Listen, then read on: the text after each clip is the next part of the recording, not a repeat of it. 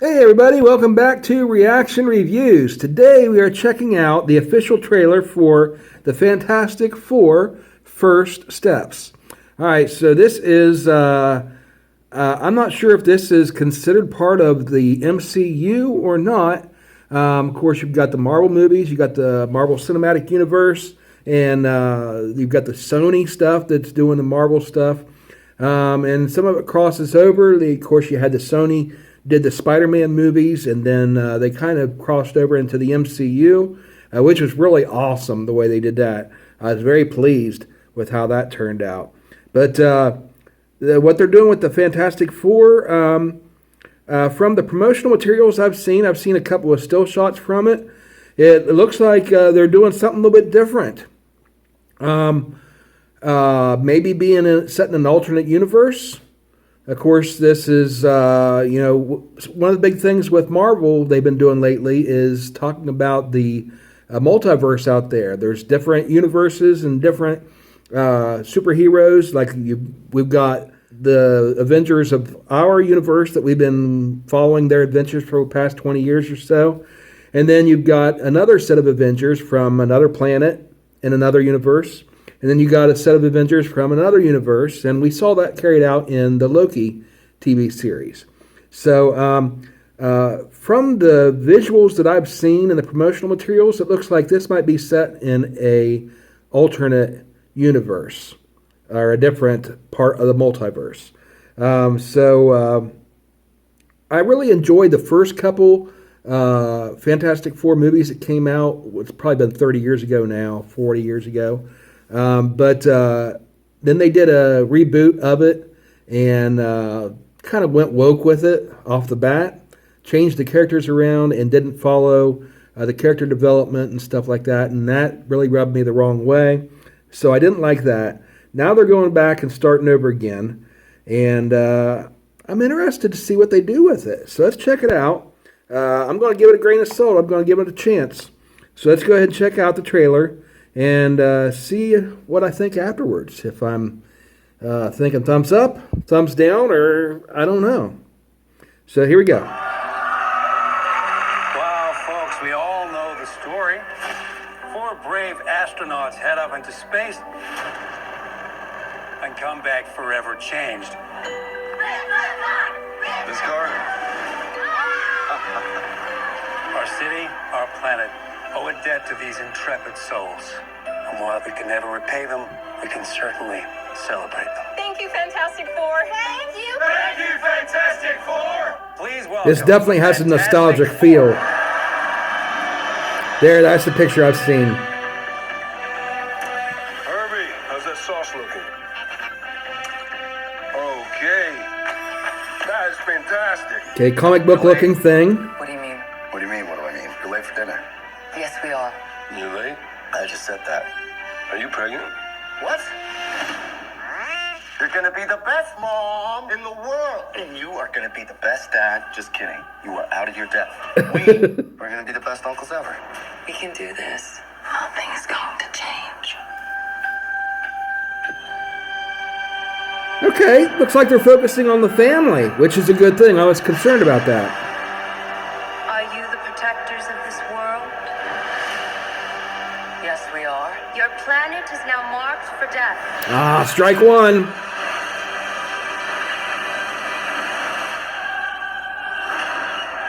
It's my fault. I stretched the bounds of space. And they hurt.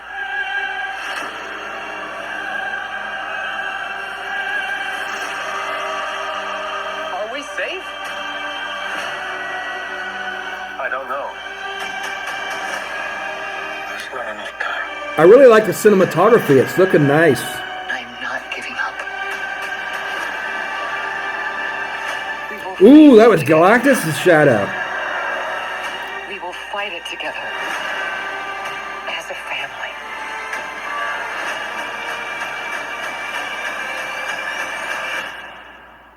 Okay, that right there reminds...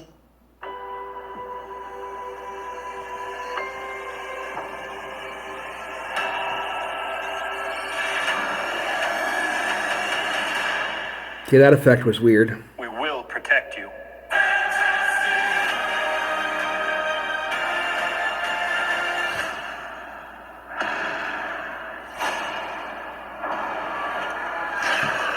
Ooh, nice. Now that was cool. Showing Galactus walking. Okay, I'm going to go ahead and play this over again, and I'm going to go ahead and comment on it as I go. I did like the cinematography; it looks really nice, and really this confirmed what I was thinking about this being set in what appears to be an alternate galaxy. One of the things about the MCU, in fact, we just did a live stream the other night of the Light Side Conversations, where I interviewed Jordan Lowe of Asylum Comics. And one of the things we talked about in there was the difference between the DCU and the Marvel Cinematic Universe, and how it seems like when Marvel first started out with like the X-Men movies and Spider-Man, they were more grounded in reality. For example, the DCU had the fantastical looking comic book style outfits, the superhero costumes and stuff. And even the Marvel, when they were first putting out movies for superhero movies in the early 2000s, like the first Hulk movie, they had the green-skinned Hulk, the bright green, almost really bright, with the purple stretchy pants. And then they made a joke about it in the second one, the Incredible Hulk with Norton. I'm trying to think of his first name, the actor that played him, but made a joke about the stretchy pants. And if you remember the X-Men movies, they did not have the characters wearing the fantastic, wild-looking superhero-style outfits. They had them wearing costumes that were more grounded in our universe and reality. And that made the universe, the MCU, a little bit dark. Well, this is actually before the MCU. But it made the Marvel movies a little bit darker, a little more realistic than DC was doing. And so over the years, of course, you've got Guardians of the Galaxy, which is a little bit more lighthearted, and Jordan talked about that. But as far as the costumes and the scenery and everything, it's more grounded in reality than DC was doing. Now with DC, they're coming out with this new Superman movie. When DC launched the DCU, they followed Marvel's coattails, pretty much, doing the grounded in reality sort of stuff. You had a darker, grittier Superman and Batman. You had the Batman and the Superman Dawn of Justice, where you had the destruction of Metropolis and all the dark stuff that was going on there. And when Zack Snyder did his cut of the Justice League movie, it was darker and grittier. They kind of had like the darker tones and everything. Trying to make it more grounded in reality and something for an older audience, and not necessarily the childish sort of thing or childlike that we grew up with when we were kids watching these and reading the comics. But anyway, the new Superman movie coming out from DC seems to be in a different universe, to where it's going back to the cartoon style, the little bit more iconic costumes, the out of this world characters, even more so than the MCU has had recently. So a little bit more nostalgic. You've got characters like Crypto, the Superdog, which you couldn't have really in the modern Marvel MCU.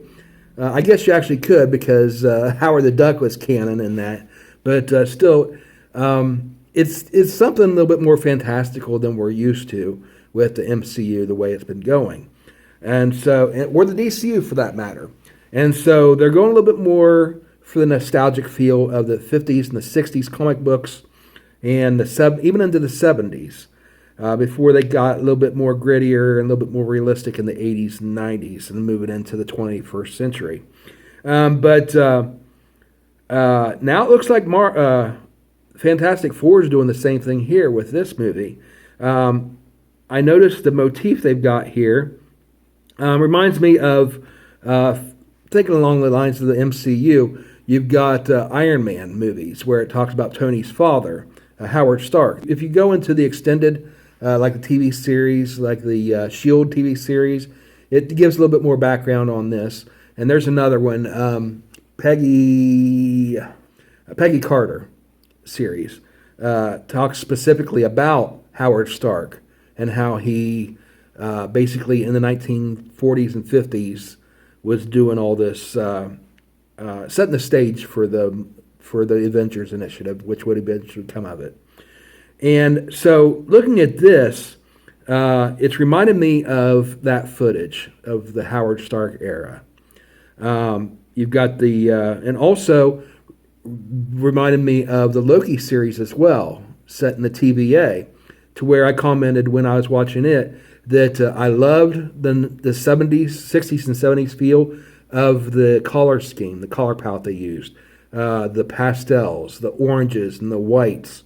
Here they're doing the same thing with the Fantastic Four First Steps, except it's a lot of the blues and whites, that pastel blue. And they're focusing on those colors and stuff. And the color grading really puts you in the feel of like the 1960s sort of thing. So I'm enjoying that for the nostalgic feel of it. Here it shows the Thing. In the movies they had before, they kind of experimented with the Thing's look, the way that they portrayed him visually. And now here they're going back to the classic look that he had in the comic books. And I think I like it. It looks okay from what I've seen so far here in the trailer. Starts out nice and bright and quirky, making you feel nostalgic for the 60s and the 50s. And everybody loves the Fantastic Four. The New York City firefighters are like, we love you, Fantastic Four.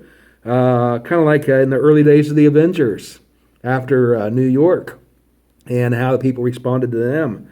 And then about halfway through the trailer, it switches. It gets a little bit darker with the appearance of Galactus. And you've got the darker cinematography. Looks like the color grading's a little bit different. It's just got a completely different feel, and that makes sense because the feel of the movie is different. And so I'm interested to see how they pull that off with this as well. Let's see. You've got Herbie the robot there. All right, so let's take a look at the casting and what they've got for that so far. Of course, they've got Pedro Pascal as Mr. Fantastic. I don't quite see him fitting the role as Reed Richards. I love him as an actor, Pedro Pascal. He was great, of course, in Game of Thrones. He was great in The Mandalorian, even though he was masked for that. He's just a fantastic actor, and I love him. But I just don't think he's right for this role. He just doesn't have that look that I expect from Reed Richards, to be like the older, thin, kind of grayish guy, and his like. I would almost rather see him cast somebody like George Clooney with his type facial characteristics and appearances than Pedro Pascal. Just doesn't fit what I expect from the comic book version. Vanessa Kirby as Susan Storm, the Invisible Girl. From what I've seen so far, she looks good. Although in that trailer there, it showed her doing that effect with the turn invisible. It looked kind of odd to me. Something was just not right about it. Joseph Quinn as Johnny Storm. Now, looking at him, he's got those dark eyes. And in fact, when he first came up on screen there, I'm not familiar with him before this. This is the first I've seen him. So I don't know anything about him as an actor. But just from his facial characteristics, he looks more to me like a young Tony Stark. Like he could be... in the MCU, they could cast him as Howard Stark's love child, Tony's long-lost half-brother sort of thing, because they've got that same eyes. I just don't see him as Johnny Storm. I'll give it a chance. Watching the movie itself, he may grow on me. But I think if they were ever to cast a brother for Tony Stark, I think he would be perfect casting for that. Ebon Moss-Bachrach as the Thing. And once again, I like him as an actor. He did a really good job in Andor Season 1, the Star Wars series. He had a minor role in that. I haven't seen him in a lot of other stuff, but I don't know. I don't really see him as Ben Grimm. From what they showed of him as the Thing there, looked really good. But when he switches back, if they show him as the Thing... I'm not sure if his facial characteristics or even his build would fit the character. Ben Grimm in the comics was like really big and bulky. It's sort of the guy that you would expect to have a job as a bouncer sort of thing. Ebon Moss-Backrack, I don't see him as a bouncer. He's not really got that stocky build to where he would be able to pull that off. So I'm not sure. If they just have him as the Thing and they don't show him as Ben Grimm, it's one of those things like the Batman movies. When they did the casting for the Batman movies, some of the actors they had in there did a really good Batman, but not a really good Bruce Wayne, and vice versa. Some of them was really great as Bruce Wayne, but really didn't pull off the Batman sort of thing. So that's how I feel about him. I think he does a good job as the Thing, from what I've seen so far in the trailer. But if they show him as Ben Grimm, I'm not sure it works for me. Then you've got Julia Garner as Shala Baal, the female Silver Surfer. Now, I've got a problem with this. I've got no problem with them having a female Silver Surfer, but the part that she's playing in the movie is stuff that was done by the male Silver Surfer, the original one. And so that's the mistake they made with, also one of the mistakes they made with in the Marvel Cinematic Universe with Captain Marvel, with having a female Captain Marvel. I mean, I had no problem with them doing that because there was a female Captain Marvel in the comics as well. But what they did was they had her doing things that in the comics was done by the original Captain Marvel. And so they were basically writing him out of the entire universe, like he never existed. And that's what it seems like they're doing here. It was the male Silver Surfer, the original one, that introduced Galactus and warned the Fantastic Four that he was coming in the comics. And so by completely writing him out, this is one of those things, go woke, go broke. And they're rushing it too much. If they want to eventually introduce the female Silver Surfer, that's great. But you need to establish the male one first if you're going to do this storyline with the coming of Galactus. John Malkovich is in here. I love him as an actor. Haven't seen him in a long time in any movies. Didn't know he was still around. So I don't know what character he plays, but he's going to bring quite a bit of acting chops to this, I bet. Paul Walter Hauser, don't know who that is. Natasha Lyonne is in this, and it doesn't say who she's playing. I haven't seen her in probably 10, 15, 20 years. But great actress. I love her and the stuff she's been in. I'll be interested to see what she plays. Ralph Ineson as Galactus. So, once again, this is going to be one of those things like Thanos. The character's probably going to be mostly CGI and, a lot of computerized effects and stuff. And so, Ralph Ineson, of course, is a classic actor, and he's going to bring some acting chops to the role. I can see his facial characteristics being Galactus, and so that fits really well with the character. So, and then Sarah Niles. It looks like she's probably going to play Ben's girlfriend, Alicia. And so it looks like good casting for her. She looks to the part. It'll just be time will tell how she plays a blind character. And hopefully they do have her cast as a blind character because that's important to the story arc. But I do also want to comment about some of the controversy lately that I've heard about the casting of this and the direction that they're going to go. There's an article on the internet from thatparkplace.com, and I want to read to you just a little bit of this article, and it will help to explain some of the concerns that I've got about it. Okay, Johnny Storm, the Human Torch. Actor Joseph Quinn openly questions whether the classic version of the character, the brash woman-chasing hotshot that Chris Evans brought to life in the 2005 film, still belongs on screen today. And here's what Quinn says, the new actor playing Johnny Storm. He was branded as this womanizing, devil-may-care guy. But is that sexy these days? I don't think so. This version of Johnny is less callous with other people's feelings. And hopefully there's a self-awareness about what's driving that attention-seeking behavior. Now, I have a problem with that. Because that brash, callous, devil-may-care guy is the Human Torch. That's the character. And if they change his personality, they're changing the character to something that doesn't really make sense. He is called the Human Torch for a reason. He's a hothead, not just physically, but that's his personality. That's the genius of the Human Torch being a hothead, having that type of personality. They're getting rid of that, it looks like, according to Quinn, Joseph Quinn, the actor that plays him.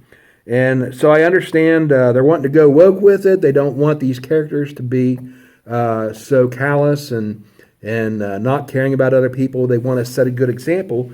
But not all characters, even heroes, always set good examples. The best heroes are the ones that are flawed, because that's reality. You go back to all of our heroes that we had as children in real life. You know, our presidents of the past, our founding fathers.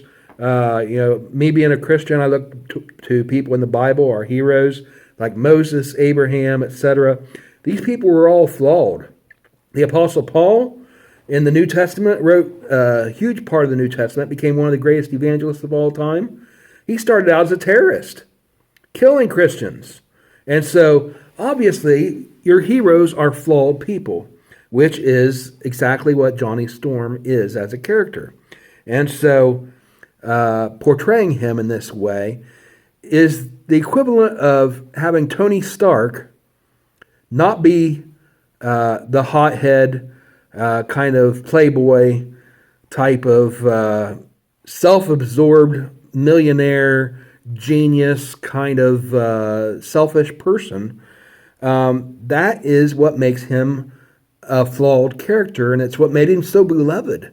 And to see his growth over the period of several movies, 20 years worth of watching movies, you saw him grow from the character that he was in Iron Man to the character that he becomes, the hero that he becomes in Endgame. It's almost like two completely different characters. But in order to get to the character that he was in Endgame, to be that hero that gave his life for the universe, you had to start with a Tony Stark in the original Iron Man movie that was this self-absorbed, selfish, egotistical hole. And so I think they're making a mistake with doing this with Johnny Storm's character. But moving on, then there's Vanessa Kirby's Sue Storm, portrayed as both pregnant and politically powerful. Now, I do like that they have they're portraying them as a family unit. That is the thing that made the Fantastic Four comic great. The thing with Stan Lee and his comic book characters is he made his characters relatable. And that was the genius of his characters. Spider-Man was his idea of, some nerdy kid that's reading comic books right now. What would happen if he had superpowers? How would he react to it? How would society react to him? And how would he adapt? And so you've got Peter Parker with these unique characteristics that would attract the readers because they can relate to him. Same thing with the Fantastic Four, is when he introduced them, they were a family unit. What would happen if a family all got superpowers, was the question that he asked with them. And so I like the family unit part of it. That's what made them stand out as characters and as a team. And I'm glad that they are still focusing, at least in part, on that family dynamic, because that is what made the Fantastic Four the Fantastic Four. But it says she's portrayed as both pregnant and politically powerful, the head of the Future Foundation, and architect of global peace. Kirby describes Sue not as a superhero, but as a commentary on modern motherhood and womanhood. So they're introducing gender politics, is the phrase that I saw in one of the articles, into her portrayal of Sue Storm in this. And I have no problem with using those as subplots if they're done right. But we know Disney, we know the MCU, we know the trend they've been taking for the last 10, 15 years. And I can pretty much guarantee you, unless they woke up, and I doubt they have, they haven't learned their lesson yet. But unless they have, this is going to be where it gets really woke and going to ruin the movie. But she says, one of the things I love most from Sue's history is when she becomes Malice. And all her dark stuff comes out. And so I understand that. I enjoyed the Malice part of her character as well. But it doesn't fit into the storyline that they're talking about right now. This is a storyline of where they fight Galactus. And this is early in their career. This is before. And see, that's the thing that I'm worried about a little bit also when I discovered that she's pregnant in this with Franklin. She's going by Sue Storm here, so apparently she and Reed aren't married yet, which is another concern. But the Malice saga comes later. And so with them introducing that part of her personality this early is once again the same mistake they're making with Johnny Storm, is they're trying to introduce later parts of their personality that they get years from now into their personalities they had years before when they first started out.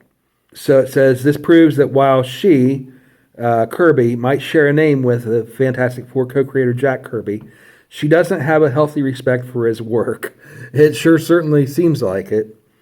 I was so obsessed with that chapter of her life, she says, so I wanted to make sure that there were tones of malice in there with her, that she wasn't just a stereotype of goody, sweet mother. I've always been really interested in the mess of femininity and how you can be both, and how can you be both? How can you be both? Question mark. You can. I mean, you can balance the two. It may be difficult, but it can be done. But once again, she's trying to impose on Sue Storm early years something that doesn't come out until later in her growth as a character.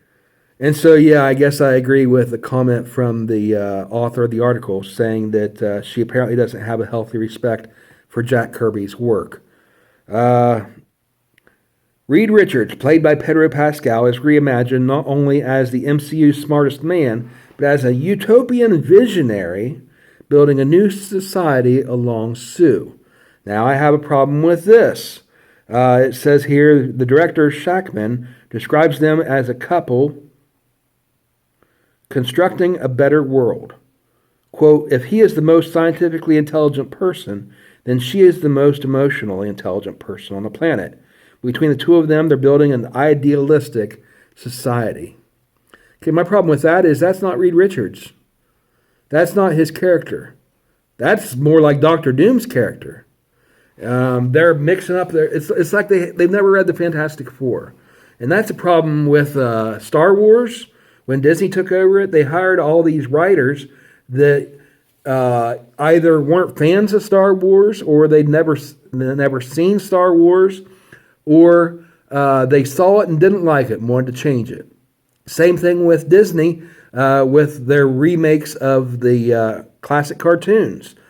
They're hiring writers and actors that actually hate the original source material. That was a big thing with the Snow White movie, is the actress that played Snow White hated the original movie. She hated the character that she was playing. And so she sabotaged it. It's basically what she did by turning the character into something that she wasn't. And the writer and director did the same thing. They turned it into a movie, a character, and a franchise that it wasn't. And so I'm a really strong believer that if you're going to work in a franchise, you have to love the franchise. And the problem with Disney these days is the people running it, they hate the franchises that they're working on. The people that they're hiring to do Star Wars, they hate Star Wars. The people that they're hiring to remake Walt Disney's old cartoons, hate Walt Disney's old cartoons. And it looks like now they're getting to the point to where the people they're hiring to write and to act in the new MCU movies hate the Marvel comic book universe and the characters in it. And so that's going to be their downfall. You got to hire people that love it. Otherwise, the fans are going to see through it. We're not going to watch your movies. We're not going to pay for the tickets. We're not going to buy your merchandise. We're not going to promote your movies. And they're going to go broke. Disney is one of the biggest companies in the universe right now. But they are shooting themselves in the foot so much that, their movies are bombing. Their movies should be box office hits, but they're box office bombs. And, the biggest companies in the world are going to go broke. They're going to go out of business in a short period of time if they don't wake up and fly right. All right, back to the article. The Fantastic Four once stood for discovery, bravery, and family bonds. And that is what they need to stand for today. Now they stand for carefully curated messages about emotional literacy, social progress, and global unity. That is not the Fantastic Four. That's why this movie is going to suck. I'm just going to be blatant with you. Reading this article, after seeing that trailer, I was giving it the benefit of the doubt, but after reading this article and reading those two sentences there, if they don't make some major changes before they release this movie, if they don't go in a completely different direction than this insinuates they're going, the movie's going to be horrible. Now they stand for carefully curated messages about emotional literacy, social progress, and global unity. They're going woke. While Marvel fans might still be drawn in by the retro sci-fi visuals, I am, and classic characters, I am, many will wonder if the heart of the team has been rewritten beyond recognition. Nailed it. That is exactly what's wrong with this. The silver lining, Ebon Moss-Bachrach's Ben Grimm, The Thing, seems to hold closest to the original spirit, drawing directly from Jack Kirby's Jewish New York roots. All right, so that's promising. Like I said, I like the portrayal that they showed on the screen there. I don't think the character fits the physical description of Ben Grimm in human form, but I guess we'll see when the movie comes out. I am going to go ahead and watch it. I'm going to give it a chance because the trailer didn't look bad. There were a few moments in there. The CGI didn't look quite right, particularly where Sue was changing. Some of those scenes looked amazing. I like the cinematography. I like the color scheme. I'm really interested to see what they do with it. But I tell you what, there's a really, really good chance that this is going to bomb because Disney just can't learn their lesson. Anyway, those are my thoughts. Go ahead and comment down below. What do you think? Did you enjoy the trailer? Are you optimistic or pessimistic about it? Do you think it's going to be a disaster, or do you think it's actually going to be successful? And do you think that the MCU, that's another thing, is are they going to completely reboot the MCU and go in this direction with the fantastic style characters, like the old school costumes and everything, kind of like they're doing with Superman over in the DCU? Or is this a one-off sort of thing where they set, a couple movies here and there in an alternate universe and then maybe bounce around to another universe? What do you think what direction you think they're going with that? Anyway, so those are my thoughts. Hit the like button, comment down below if you enjoyed this reaction. When you're done, head over to the link in the description and check out the original video without me interrupting and talking over it. And check it out for yourself. If you're not already subscribed, please subscribe to the channel and turn on notifications so you know when we add new content. And we'll see you next time on the light side, either this for reaction reviews or for the light side music reactions, or our Sunday afternoon live stream where we do food reviews, or the light side conversations. There's just so many things on this channel that we do sort of reviews and stuff. So check it out.